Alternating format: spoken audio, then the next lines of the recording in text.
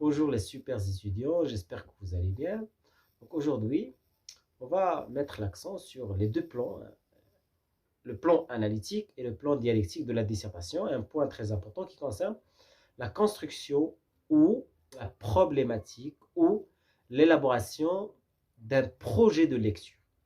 Donc, un élément très important auquel on doit faire attention, c'est l'outil qui inaugure notre problématique. Donc, on a dans quelle mesure et on a comment. Attention, comment? Lorsque vous aurez un plan dialectique, il faut utiliser ce mot-là. Comment? Ok? On dit comment Voltaire, par le biais de ceci et cela, participe-t-il à faire ceci et cela? Le plan analytique. Je vous donnerai une idée sur le plan analytique. En ce qui concerne le plan dialectique, on doit toujours faire appel à dans quelle mesure. Donc, quand vous aurez ou quand vous allez adopter le plan dialectique, employez obligatoirement dans quelle mesure. Dans quelle mesure Diderot arrive-t-il ou parvient-il à construire un anti-roman et détruire ou plutôt remettre en cause les piliers du roman traditionnel, etc. D'accord? Donc, dans quelle mesure pour le plan dialectique? Pour le plan analytique, toujours comment. Si vous mettez comment pour un plan dialectique, ça pose problème. Attention, ça pose problème. Donc, pour avoir une idée sur le plan dialectique, quand on va adopter la thèse de l'auteur, on va l'appuyer, on va montrer ses manifestations, on doit l'exposer, exposer la thèse de l'auteur, d'accord? Et on a après l'antithèse. Il faut nuancer cette thèse, il faut dégager quelques éléments de différence, il faut dégager ce qui peut, pas nécessairement ce qui s'oppose, si vous avez la possibilité. Ça dépend de la citation en question. Si vous avez la possibilité de trouver l'antithèse, c'est déjà bien. Mais pas forcément l'antithèse, mais on peut se contenter de dégager un point de différence. D'accord?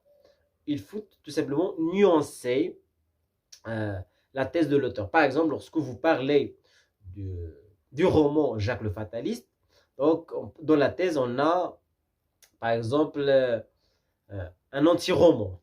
D'accord? Anti-roman. Donc, dans la thèse, je vais dégager, je vais exposer les arguments qui montrent qu'il s'agit d'un anti-roman. Dans l'antithèse, qu'est-ce que je vais montrer? Je vais montrer qu'il s'agit d'un roman, même s'il y a des indices qui montrent qu'il s'agit d'un anti-roman, mais il y a d'autres indices qui montrent qu'il s'agit d'un roman. La narration, diégèse, etc., les événements, d'accord?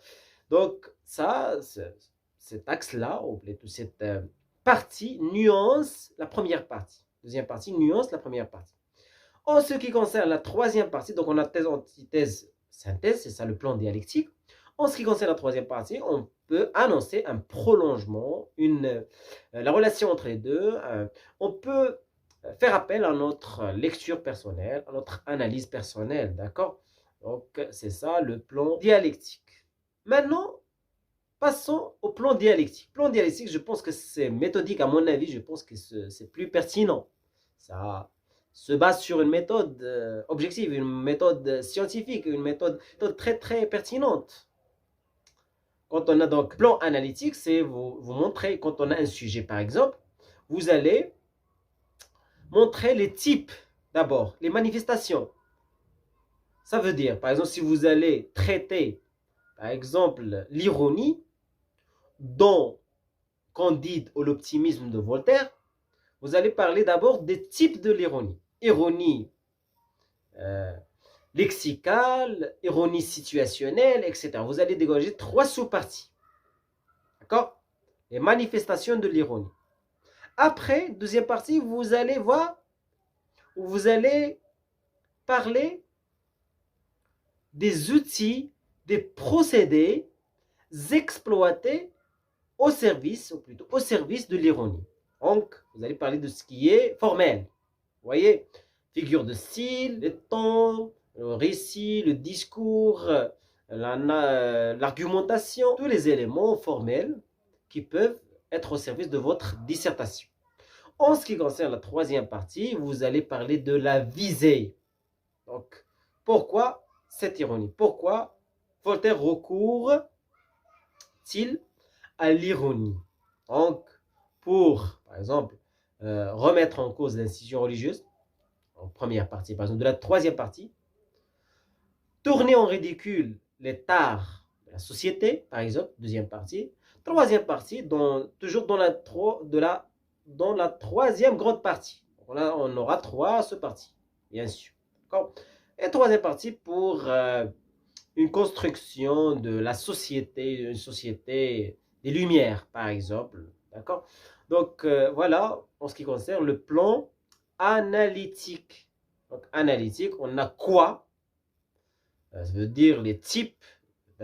Si vous parlez par exemple de n'importe quel thème dans un roman, vous allez parler des types, des manifestations. Après, vous allez parler des procédés exploités. Et enfin, vous allez parler de la visée. Donc, je vous ai déjà donné un exemple qui concerne l'œuvre de Voltaire, donc Candide ou l'optimisme. Donc, attention, en ce qui concerne la construction ou l'élaboration de la problématique, quand on a un plan analytique, employé comment dans la problématique. Quand vous aurez un plan dialectique, faites appel à dans quelle mesure. Attention, c'est très important parce que dans la dissertation, quand on corrige vos produits, vos copies, quand on détecte qu'il y a une telle contradiction, ça veut dire dans un plan analytique, vous allez utiliser comment, c'est inacceptable, d'accord? Donc voilà, on est arrivé à la fin de cette vidéo. N'oubliez pas, comme toujours, d'appartenir à notre institution Langue et Culture en cliquant sur le fameux bouton rouge s'abonner et au revoir.